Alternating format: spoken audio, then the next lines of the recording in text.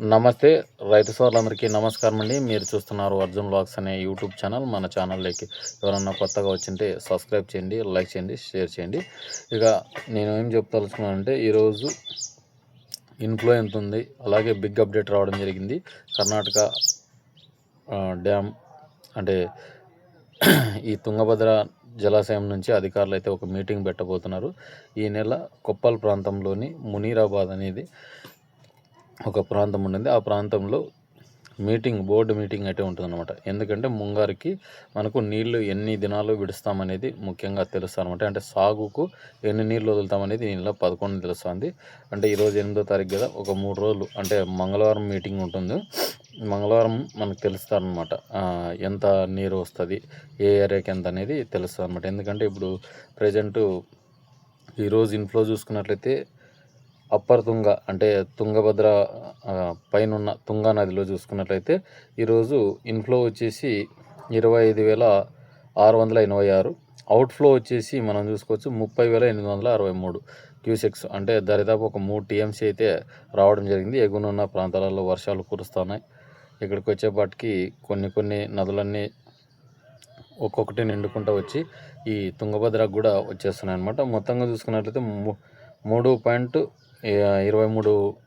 Cusecs రావడం జరిగింది. అంటే 3 టీఎంసీలో 23 క్యూసెక్స్ అయితే రావడం జరిగింది. దీంట్లో వచ్చేసి అవుట్ఫ్లో కూడా నడుస్తుంది. మనకు పూర్తి సామర్థ్యం వచ్చేసి 3.24 క్యూసెక్స్ మాత్రమే అనమాట. ఇక్కడికి వచ్చేపాటికి తుంగలోనే ఇంకా తుంగభద్ర జలాశయంలో ఈరోజు చూసుకున్నట్లయితే ఇన్ఫ్లో వచ్చేసి 41,862 క్యూసెక్స్ అయితే రావడం జరిగిందనమాట. అంటే దరిదాపు ఒక 4 టీఎంసీలకు కొంచెం తక్కువగా ఫ్లడ్ అయితే వచ్చి చేరుతోంది. అంటే మనకు ఇన్ఫ్లో అయితే కొనసాగుతూనే ఉంది. ఒక 2-3 టీఎంసీ పెంచుకుంటూ వచ్చి ఈరోజు అవుట్ఫ్లో గురించి మాట్లాడుకున్నట్లయితే ఎల్బిఎల్ఎల్సీకి అయితే నిల్లు, అలాగే ఆర్బిహెచ్ఎల్సీకి అయితే ఈరోజు 1031 క్యూసెక్స్ అయితే ఎత్తడం జరిగింది. అలాగే ఆర్బిహెచ్ఎల్సీకి అయితే 400 క్యూసెక్స్ అయితే ఎత్తడం జరిగింది. అలాగే ఆర్బీసీ అంటే రైట్ బ్యాంక్ కెనాల్కి అయితే 50 క్యూసెక్స్ మాత్రమే ఎత్తుతున్నారు. మన ఆంధ్రలోని సరిహద్దు ప్రాంతాల్లో కొన్ని ఏరియాలకి తాగునీటి కోసం ఎత్తుతున్నారు అనమాట. ఇంకా మనం చూసుకోవచ్చు మొత్తంగా ఈరోజు 72 టీఎంసీలకి కొద్దిగా తక్కువ వచ్చింది. అంటే 71 టీఎంసీలో 951 క్యూసెక్స్ రావడం జరిగిందనమాట. అంటే దరిదాపు 72 టీఎంసీలు అనుకోండి. ఈరోజు సాయంత్రానికి ఒక 73-74 చేరే అవకాశం కూడా కనిపిస్తుంది. మళ్ళీ వర్షాలు అయితే మొదలైనవి. అయిన తర్వాత ఇప్పుడు 75 టీఎంసీల పైన వస్తే సాగుకు అనుకూలం చేసేకి ఎక్కువ ఛాన్సెస్ ఉన్నాయి. కాబట్టి అంటే మనం మంగళవారం మీటింగ్ పెడతారు కదా, అంతలోపున 80 టీఎంసీకి చేరుకుంటే వచ్చిన నీళ్ళని సాగుకు వదిలేకి ఆస్కారం చేసే అవకాశం అయితే కనిపిస్తుంది. అలాగే మనం ఇదొకటే కాదు, తాగునీటి అవసరాల కోసం ఎండాకాలానికి స్టోరేజ్ ఎంత పెట్టుకుంటారు, అయిన తర్వాత స్టోరేజ్ పెట్టుకుని మిగతాది ఎన్ని రోజులు వదులుతారనేది కూడా ఖచ్చితంగా తెలుపుతామని కర్ణాటక ప్రభుత్వం అయితే ప్రకటించింది. ముఖ్యంగా ఈ వీడియోలో మీరు తెలుసుకుంది ఏమిటంటే సాగునీటికి ప్రత్యామ్నాయంగా ఏమేమి చేయాలో అధికారులు అయితే అది చేస్తూనే ఉన్నారు. ఎందుకంటే కొన్ని ఏరియాలకు ఇంతే వాటర్ పోలో, కొన్ని ఏరియాలకు ఇంతే వాటర్ పోలని చాలా మటుకు వెళ్లుబడుతున్నాయి. అయినా కూడా తక్కువ నీరు ఉంటే కొంచెం కొట్లాట్లు అట్లా జరుగుతాయి. అంటే ప్రభుత్వాలు మాకిని రావాలని.